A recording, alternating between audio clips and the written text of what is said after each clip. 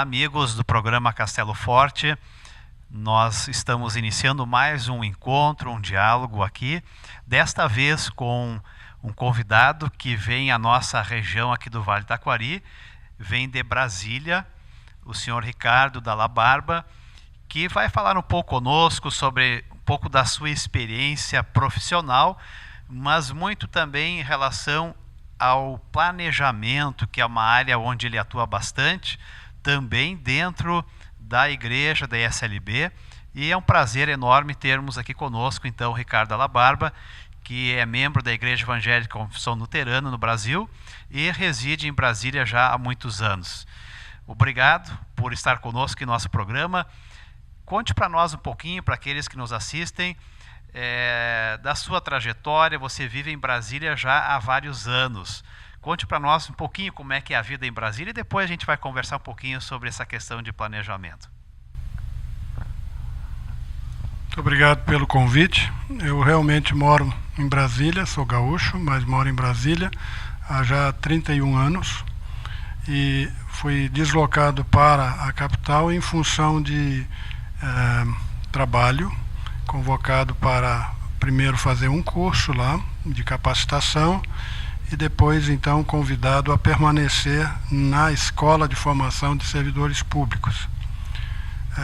Neste lugar eu desempenhei diversas funções e durante um tempo relativamente longo eu trabalhei no desenvolvimento de metodologias de planejamento e também no exercício desta metodologia dentro do próprio órgão, fazendo o planejamento estratégico da própria organização. Quando eu fui então para a aposentadoria, eu resolvi colocar esta expertise ou essa experiência à disposição da igreja. E desde o ano 2006, então, tenho trabalhado nesta área também dentro da igreja, ajudando comunidades e sínodos na capacitação do seu pessoal para o desenvolvimento dessa tecnologia. Você pode perceber que nós temos alguém aqui que trabalha e conhece muito a importância do planejamento. Às vezes as pessoas falam que existe muita falta de planejamento, em vários níveis, inclusive começando talvez com a nossa vida em casa, talvez até na igreja ou no próprio governo. Explique para nós um pouco, Ricardo Dalla Barba, qual a importância do planejamento. Por que é importante fazer isso?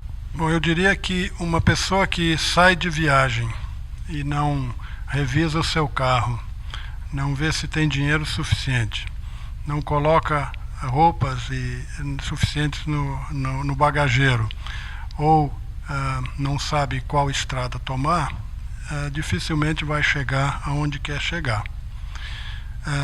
Aparentemente, muitas pessoas vivem a sua vida no dia a dia, sem terem uma perspectiva de mais longo prazo de como fazer as coisas, onde querem chegar.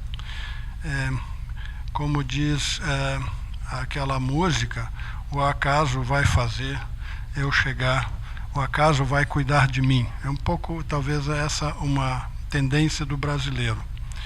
E essa tendência certamente também se reflete em algumas organizações e também no setor público, o que é, de certa forma, lamentável. Acho que para mim também, pessoalmente, foi importante o despertar do planejamento na vida pessoal, quando eu estive à beira da minha aposentadoria e no órgão que eu trabalhava convidou-se uma pessoa para falar àqueles futuros aposentados. E a primeira pergunta que ele fez é: você agora está aposentado aos 50 anos, o que você vai fazer nos próximos 30 anos da sua vida? Porque a perspectiva de vida do brasileiro se estendeu bastante nos últimos anos e o que a gente mais vê hoje, pelo menos dos meus antigos colegas de trabalho, é que eles gostariam ardentemente de voltar à atividade, porque eles não sabem o que fazer do seu tempo tão precioso e no qual eles ficam a maior parte do tempo ociosos. E isso se reflete também nas organizações. Mas o importante que eu gostaria de ressaltar na questão do planejamento é que, se você tem condições de fazer algum plano para a sua vida, não quer dizer que isto vai chegar exatamente onde você pensou, porque não é decisivo, não é normativo você rever a cada dia os seus projetos e você rever o ambiente a cada dia. Mas é importante que você tenha uma percepção de onde quer chegar, né? Como já disse um pensador antigo, né? Para quem não sabe a que porto chegar, qualquer vento é desfavorável. Então, por isso é importante que você use o planejamento como uma ferramenta de antecipação de um futuro que você espera que vá acontecer, para não ser colhido de surpresa. Planejar. Estamos conversando com o Ricardo Dalla Barba, de Brasília, que trabalha muito nessa área de planejamento. Ricardo, onde é que se aprende isso? Onde é que se aprende a planejar? É preciso fazer um curso? É preciso ir para a faculdade? Como é que a pessoa do dia a dia pode aprender, se capacitar para ela fazer um planejamento? E dá para fazer um planejamento até simples, digamos assim, ou é algo muito complicado? Bom, existe naturalmente cursos acadêmicos que nos preparam na área de planejamento, notadamente na área de administração, de gestão de empresas, tanto públicas quanto privadas. Mas existem hoje ferramentais disponíveis, e a internet é pródiga nisso, de ensinar algumas metodologias.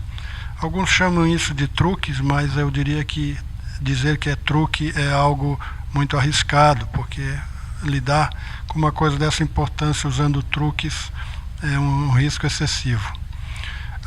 Claro que há a possibilidade de aprender como autodidata, mas existem inclusive cursos rápidos, cursos à distância, ou cursos acadêmicos regulares que nos ensinam a lidar com diferentes ferramentas. Aqui nós usamos na igreja a retirada do meio da iniciativa privada, adaptada às condições que a igreja necessita, mas ela está disponível em qualquer biblioteca e também pela internet. Basta que se entre lá com algumas palavras-chave e elas vão aparecer, o ferramental vai estar disponível. Então, um pouco bastante de inspiração, planejamento, e outro tanto de transpiração, porque é necessário fazer a coisa a sério, porque senão você no fim se frustra e também frustra as pessoas que você tentou reunir para fazer um planejamento em qualquer área que seja. Inspiração e transpiração, ou seja, muito trabalho também junto com a inspiração. Ricardo Dalla Barba, você está aqui na região do Vale do Taquari, nesses dias agora em que estamos aqui na entrevista, fazendo um seminário junto com ministros, ministras, obreiros da ISLB aqui no Vale do Taquari. E você acabou também de comentar que na igreja busca-se trabalhar com planejamento. O que você tem encontrado nos seminários que você tem feito, nesses cursos para não só pastores, pastoras, mas também membros das igrejas? As pessoas nas igrejas, comunidades, elas têm essa visão do planejamento, ou é algo que ainda é lento, que precisa criar uma cultura do planejamento dentro das igrejas? Bom, a tendência natural do ser humano é rejeitar aquilo que ele não conhece ou aquilo que ele teme. É uma cultura a ser desenvolvida, e por isso é muito mais fácil você encontrar pessoas motivadas para o assunto nos meios urbanos, empresariais, onde falar desses assuntos é mais corriqueiro.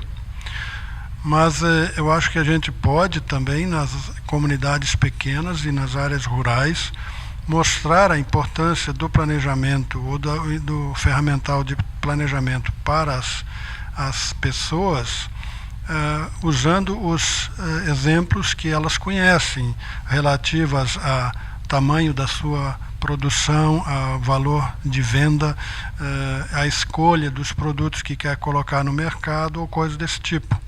Então, com isso, elas talvez se sensibilizem mais rapidamente para verificar o valor que tem o planejamento. Na história da igreja, é necessário que se recupere algumas situações em que a tomada de decisões estratégicas mudou o rumo dos acontecimentos. A gente lembra, no início do livro de Atos, que o apóstolo Paulo intencionava ir para a Arábia. E lá está escrito que o Espírito do Senhor, num sonho, numa visão, o chamou para a Macedônia. Isso fez com que o rumo do cristianismo entrasse para a Europa, o que permitiu que nós hoje, imigrados, ou na grande maioria imigrados da Europa, tivéssemos contato com o Evangelho e ele estivesse presente aqui no país. Tivesse o apóstolo Paulo tomado o rumo leste em vez do rumo oeste, e foi uma decisão estratégica, não pessoal dele, mas ele obedeceu, né? Nós talvez no Ocidente não seríamos cristãos, e sim o Oriente seria cristão. Então, também a gente pode lembrar que Lutero tomou uma decisão importante ao publicar as suas 95 teses. Eu não sei se exatamente ele tinha noção da repercussão que isso causaria, mas estamos prestes agora a comemorar 500 anos da Reforma em função de uma atitude que se revelou ao longo do tempo estratégica e que mudou o modo de pensar do Ocidente. Muito interessante, olhando um pouco para a história, né? Em relação a essa questão de nós termos uma missão. Quando a gente faz um planejamento, é importante termos claro onde nós queremos chegar, qual a nossa missão. E até recentemente uma pessoa já na terceira idade me comentava de muitos amigos seus na faixa dos 70, 80 anos que estão perguntando para si qual é a minha missão hoje na vida depois que eu me aposentei e parei de trabalhar. O que você poderia nos dizer em relação a essa questão de termos uma missão? É importante? Como é que a gente pode chegar lá no descobrir ou deixar mais claro qual é a nossa missão, talvez no sentido individual e também institucional?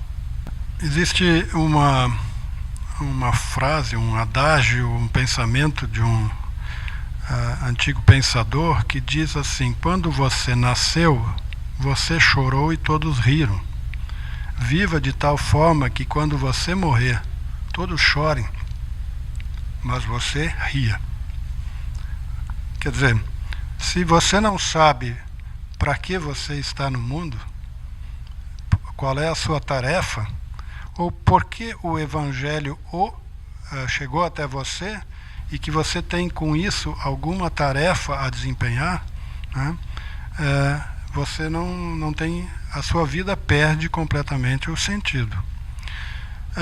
Nunca devemos dizer que nós não somos capazes ou que nós não temos as qualificações para integrar a missão. Todos nós recebemos dons, temos normalmente os 3 T's, como a gente costuma dizer. Temos tempo, Deus nos deu tempo, talento e tesouro para colocarmos à disposição da sua obra. Não precisamos ir para a África ou para a Ásia, como era a perspectiva missionária do passado, ou como foi dos antepassados europeus virem ao Brasil. Nós podemos fazer isso na nossa vizinhança, na nossa família, e seguramente nós temos tarefas até dentro da nossa casa a fazer. Só lembrando, né, que o apóstolo Paulo nos nos lembrou, ou nos ensinou, que os homens, pais de família, são os sacerdotes nas suas casas. Então, conduzir os seus próprios filhos, netos, afilhados e sobrinhos ao Evangelho já é uma missão importante, não importa a idade que se tenha. Até porque, se estamos ainda aqui, é porque seguramente Deus nos confia alguma tarefa a fazer. Estamos conversando no programa Castelo Forte de hoje com o Ricardo Dalla Barba, que é membro da Igreja Evangélica de Confissão Luterana no Brasil, mora e reside em Brasília já há muitos anos, onde foi também funcionário público. E Ricardo, ele participa da sua igreja, da nossa igreja, de várias formas, e uma delas atualmente é também coordenando seminários que visam equipar obreiros da igreja na questão do planejamento. Gostaria ainda de fazer uma pergunta a você, Ricardo, em relação aos nossos membros, aquelas pessoas que são a comunidade cristã, aquelas pessoas que têm o seu trabalho, têm a sua família, têm, vamos dizer assim, as suas lutas diárias. O que você diria para esse membro, essa pessoa da comunidade, qual o papel dela, a importância dela nessa questão de planejar a missão da comunidade? Ela é importante, todos podem participar. De que forma esse membro deve se sentir talvez motivado, inspirado para colaborar nesse planejamento da missão da sua comunidade, seja onde for, na cidade, no interior? A missão da igreja se realiza lá onde as pessoas vivem, lá onde os membros estão reunidos em comunidade. E por isso, cada pessoa tem uma parcela de contribuição a dar, maior ou menor. Não só dentro da igreja, mas eu diria que especialmente fora da igreja. Nós ouvimos de uma tradição em que você tem normalmente uma postura no domingo, quando você vai à igreja, e durante a semana você se comporta de qualquer jeito, ou de qualquer maneira. E é necessário, ou seria muito importante, que as pessoas vissem no seu agir, lá onde você está, o retrato da sua fé, não nas palavras, mas na sua atuação, nos seus gestos. Com isso, você não precisa fazer grandes coisas, mas simplesmente estar de acordo com aquilo que você diz que crê e aquilo que você faz. E ainda aproveitando a sua presença aqui conosco no programa, esse cristão, você e eu, enfim, nós todos, somos também cidadãos de um país. Você vive e conhece em boa parte também a nossa realidade pública. Como é que esse cristão cidadão brasileiro, o que você diria que nós podemos fazer de prático, de viável no nosso dia a dia para colaborarmos com um país melhor, um país que caminha rumo a uma vida, digamos, melhor, que a gente sonha para todos nós brasileiros? Bom, creio que o agir do cristão tem necessariamente uma conotação também de cidadania.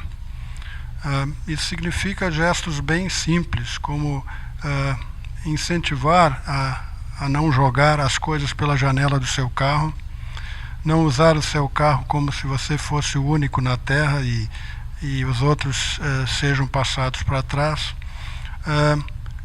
Realmente se engajar naquilo que você acha que não está funcionando na sua cidade, e se engajar também para conseguir no seu local de trabalho, no seu local de moradia, que haja um ambiente fraterno, que haja um ambiente de harmonia, e que as pessoas possam, a partir disso, se crescer, melhorar a sua autoestima e ver, então, os sinais claros do Evangelho.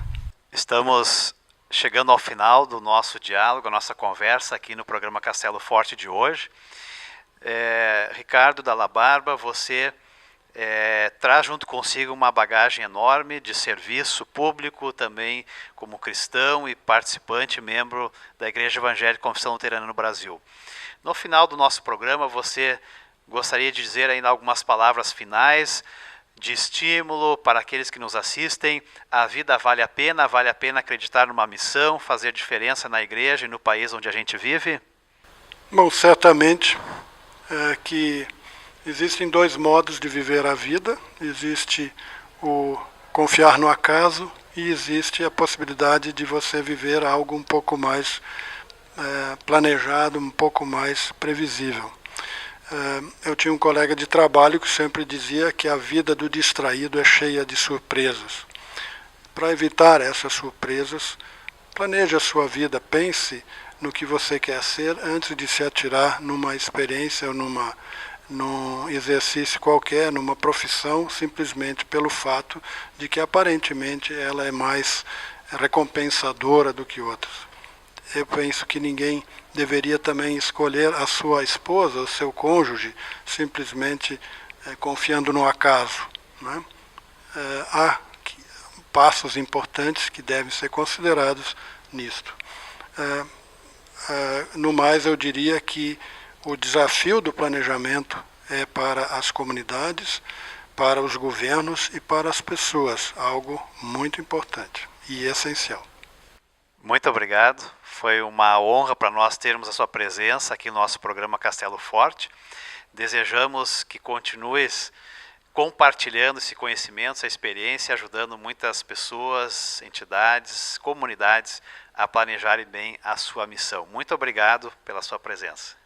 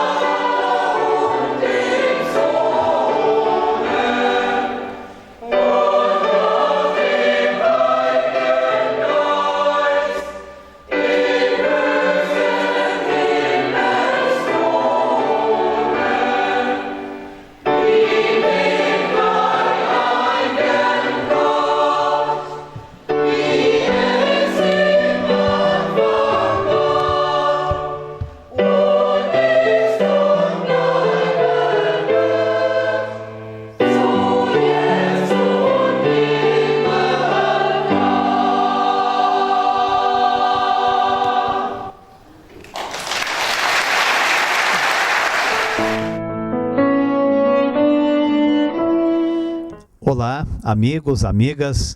Convido para o nosso momento de uma reflexão. Hoje gostaria de convidar a olharmos para a mudança de vida de um grupo de pessoas que estava saindo de uma situação de muitos anos, na verdade, de décadas ou gerações, de uma vida muito difícil, de uma vida sem futuro, e estavam agora se preparando para entrar numa nova fase, um novo tempo com novas oportunidades. E nessa situação de transição, de mudança para uma vida nova, justamente ali Deus viu uma grande preocupação e enviou um servo seu chamado Moisés para que esse Moisés, esse servo, chamasse a atenção do povo para que não acontecesse essa grande preocupação, que era o seguinte: depois que eles entrassem nessa nova realidade, depois que tivessem as suas casas boas construídas, depois que eles tivessem as suas plantações, estivessem colhendo, que não acontecesse que eles se tornassem orgulhosos, que eles esquecessem do passado e que esquecessem de Deus nessa vida com abundância, nessa vida com muitos bens materiais. Essa conversa, essa situação está escrita lá no Antigo Testamento da Bíblia Sagrada, no livro de Deuteronômio, no capítulo 8. Lá diz assim: tomem cuidado para que não fiquem orgulhosos e esqueçam o Senhor, o Deus que os tirou do Egito, onde vocês eram escravos. Não pensem que foi a sua própria força e com o seu trabalho que vocês conseguiram essas riquezas. Lembrem do Senhor nosso Deus, pois Ele é quem lhes dá força para poderem conseguir as suas riquezas. Amigo, amiga, é de fato um perigo muito grande na vida de uma pessoa, na vida de um grupo e de uma nação. Quando nós estamos numa fase difícil, onde tudo é mais trabalhoso, parece que damos mais valor àquilo que a gente tem e parece que a gente também lembra mais de Deus. Justamente esse era o grande perigo que Moisés alertou o povo judeu de que quando entrassem na terra de Canaã, que eles não esquecessem de que foi Deus quem levou eles até essa nova vida, essa nova possibilidade. Deus não queria que eles se tornassem orgulhosos e esquecidos, que eles não chegassem no momento da vida e dissessem: olha, tudo que a gente tem hoje é porque nós fizemos tudo. Deus queria que eles lembrassem não só nos momentos ruins da vida, mas também nos momentos de fartura e de abundância. Que a força, a saúde, o conhecimento, não podemos atribuir somente a nós, nos orgulhando e dizendo que tudo foi nós que fizemos. Nós precisamos também, nos dias de hoje, lembrarmos de que se nós conseguimos trabalhar, se conseguimos ter a nossa casa, se conseguimos edificar não só prédios e casas, mas uma vida em sociedade com escolas, hospitais, igrejas, devemos lembrar que essa força, ela vem em primeiro lugar de Deus, que nos dá capacidade de trabalharmos, de nos unirmos, de cooperarmos, de juntarmos as nossas ideias e capacidades para um bem maior. Amigo, amiga, lembrar de agradecer e de reconhecer o que temos recebido é muito importante. Quando o orgulho toma conta de nós, ele vai estragando a vida, vai azedando a nossa existência.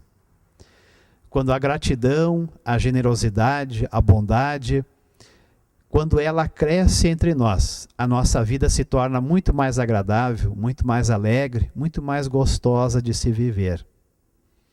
Aliás, alegres, felizes são as pessoas que são agradecidas pelo que têm.